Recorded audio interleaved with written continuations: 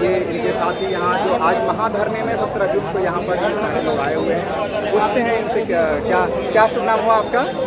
मेरा शुभ नाम अजीत मौर्य है। मैं यहाँ पे इलाहाबाद में टीजीटी पीजीटी तैयारी कर रहा हूँ। कितने समय से आप कर रहे हैं? समय से तो पढ़ाई के क्षेत्र में तो मेरा लगभग जीवन का 30 साल बीत चुका। हमने दे दिया है एक नौकरी के लिए, और नौकरी नहीं हुई? नौकरी नहीं हुई। शायद मैं अगर कोई दूसरी फील्ड चुना होता, पकौड़े समोसे और चाय की दुकान कर लिया होता, तब भी मैं उम्मीद करता हूँ आज हमारे जेब में 1-2 लाख रुपए होते और मेरा परिवार भी खुशहाल होता। लेकिन आज स्थिति यह है कि हम जाते हैं तो कोई देख के मुंह इधर फेर लेता, कोई देख के इधर फेर लेता कि बेरोजगार आ गया, पुनः पैसा ही मांगेगा। लेकिन आज मैं अगर कोई दूसरा काम किया होता तो वही लोग आते कि पानी पी लीजिए, चाय पी लीजिए, ये बना दीजिए, वो बना दीजिए, क्योंकि उनसे उम्मीद रहती कि कुछ लेके आया होगा।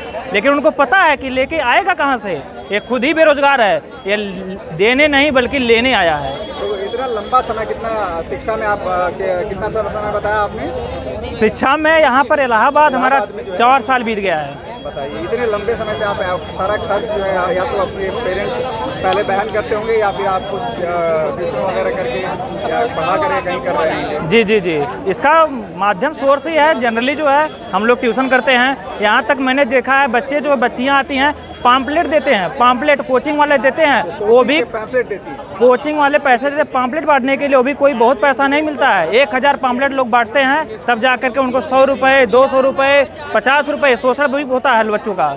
इतने जाके रहते हैं 9x9 के 6x6 के रूम में रहते हैं बच्चे, किचन के रूम में रहते हैं बच्चे। आप एक दिन उनके रूम में जाइए, उनके दुख और तकलीफ समस्या को देखिए, तब आपको समझ में आएगा इलाहाबाद में बच्चों का जीवन कैसा चल रहा है। यहाँ पर बच्चे रोड पे सब्जी लेने के लिए जा रहे हैं, धरने में जा रहे हैं, तो बहुत सबको अच्छा लगता है, बच्चे खुशहाल हैं। लेकिन उनके आप समस्याओं से परिचित होइए, उनके रूम में जाइए, एक बार उनसे बात करिए, देखिए कितनी समस्या में हो।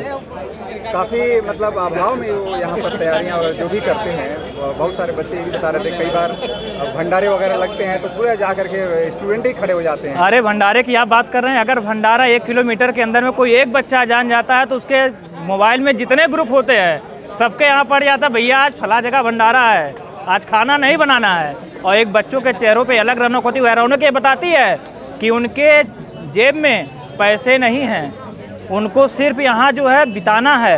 वो पानी पी के बिता रहे हैं, भंडारा खा के बिता रहे हैं, और कभी कभी तो ऐसा होता है बेचारे बिना खाने के भी बिता देते हैं। इसका बहुत प्रेशर उनके ऊपर, दिमागी डिप्रेशन बहुत है। डिप्रेशन इतना है कि आप देखिए जो है जिस दिन होता है कि टीजीटी पीजीटी की डेट आ गई, वही बच्चे जो है पूरा रात दिन एक करके तैयारी करते हैं। और लेकिन वही एक दिन ऐसा भी आता है कि जब आ जाता है कि अपरिहार्य कारणों से परीक्षा स्थगित कर दी जाती है, तो वही बच्चा जो टेंशन में उसको नींद नहीं आती है। कभी वह जो है खुशी के नाते जो उसको सोता नहीं है कि मैं क्या पढ़ लूँ, अब की बार हमको सिलेक्शन लेना है, 150 सीट में हमको एक सीट अपनी कंफर्म करना है। और कभी एक दिन ऐसा आता है कि वह चाह कर भी नहीं पढ़ पाता है क्योंकि अपरिहार्य कारण आ जाता है। ये हमारा शिक्षा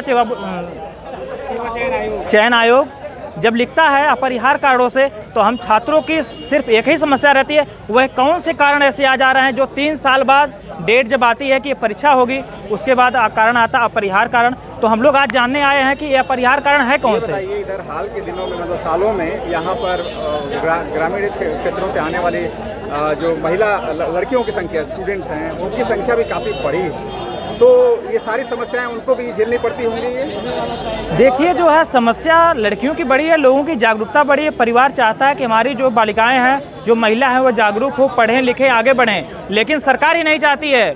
सरकार नहीं चाहती है कि महिलाओं को नौकरी मिले, वो शिक्षा में है। सरकार ने तो योजनाएं भी शुरू की हैं कि बेटी बचाओ बेटी पढ़ाओ। अब योजना की बात तो है, बहुत सारी योजनाएं चलती हैं। अब उन बच्चों का ही पैसा है जो कि योजना के रूप में देते हैं कि हमने इतना रुपए दे दिया।